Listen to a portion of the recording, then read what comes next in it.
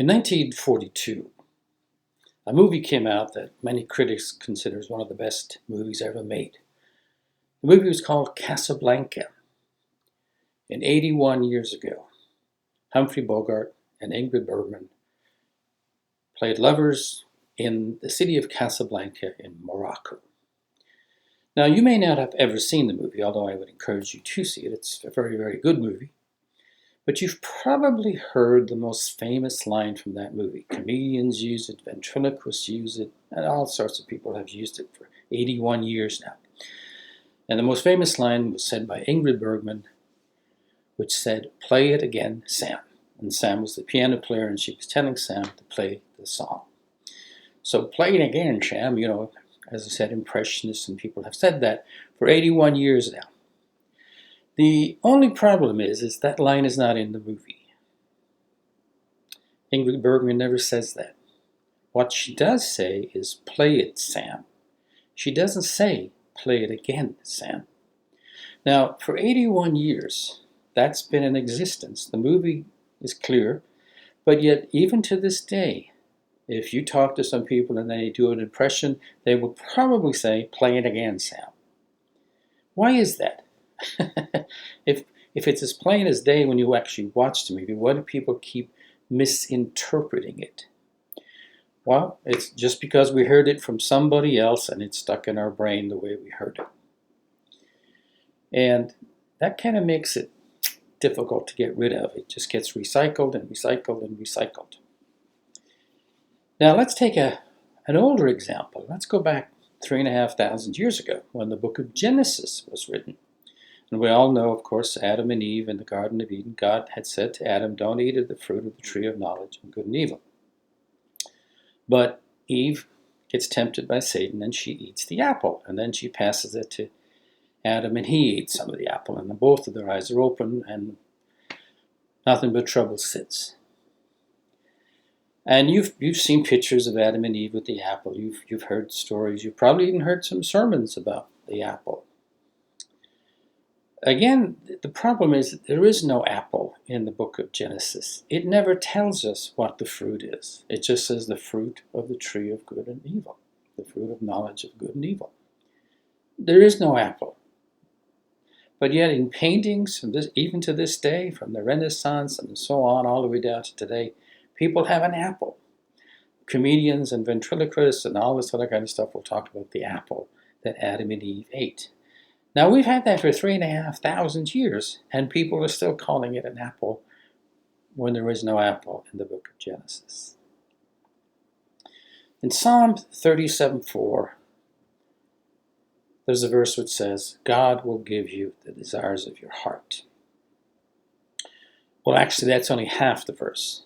The first part of the verse says, "Delight yourself in the Lord, and He will give you the desires of your heart." Whoa, that's an exciting verse. God will give me the desires of my heart. What are the desires of my heart? Let me think about it. Well, let's look at the first part first before we look at the second part. Delight yourself in the Lord.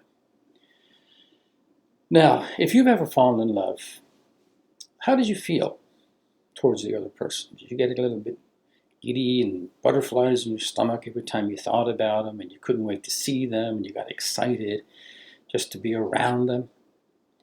And the more you got to know them, the more in love you became, and the more being together was a delight. It was something you look forward to. It was something that was exciting to you and attractive to you, to be in the company of this person and listen to them and talk to them and just get to know them better, get to know their character better. That's what we call falling in love. And your love progresses over the period of time together.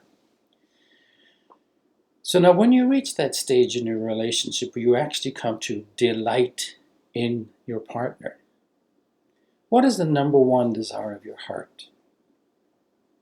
Yep, you're right. It's a car. Yep. The more you fall in love with another person, the more you want a car. Or maybe a house. But a car or a house is usually the most important thing to you when you're falling in love and you're delighting in somebody else. That's really what you want. Obviously, I'm joking, but what do you want when you're delighting in somebody else, when you desire to be around them and hear them and listen to them and talk to them? What is your greatest desire? It's to spend more time with them. It's to get to know them better. And King David said, if you delight yourself in the Lord, He will give you the desire of your heart to draw close to Him, to spend more time with Him, to get to know His character better. Now, if God thinks a car, a house, and money and all these other material things which are of no importance will bless you in getting to know Him better, fine. That's entirely up to God. I mean, God blesses people every single day. He blesses me, He blesses you, He blesses millions of people around the world every single day. But He doesn't bless us with material things because we desire to get close to Him. He blesses us with material things because He thinks it will help us through our lives to get closer to our family, our children, to God, and so on. But they are not the important thing. They're not the important thing when you're in a relationship. When you're in a relationship delighting in somebody, you probably never think about, when am I going to get my car? I mean, I've been delighting in this woman or man for the last 3 years and I still don't have a car. But what you do have is a friendship and a relationship and a deepness that no amount of money on earth could ever buy. So when you delight yourself in the Lord, and that means you want to spend more time with Him, understand His character, hear His voice, and get to know Him better, God will then give you the desire of your heart and draw closer to you so that you understand Him better, you know His ways better, and you can represent Him to the world. I hope that blesses you. And now, before you get angry with me and come along with all these comments, let me tell you again, I am saying God blesses people with material things every single day.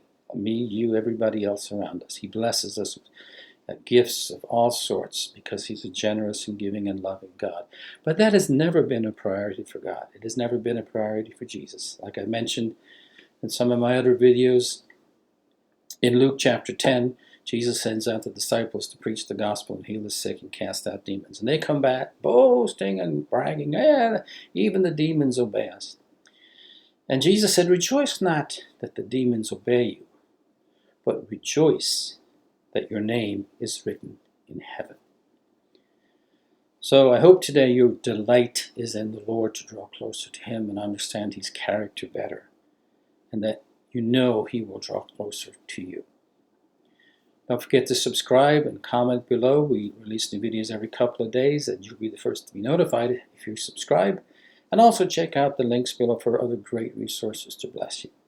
I'll see you in the next video. Blessings.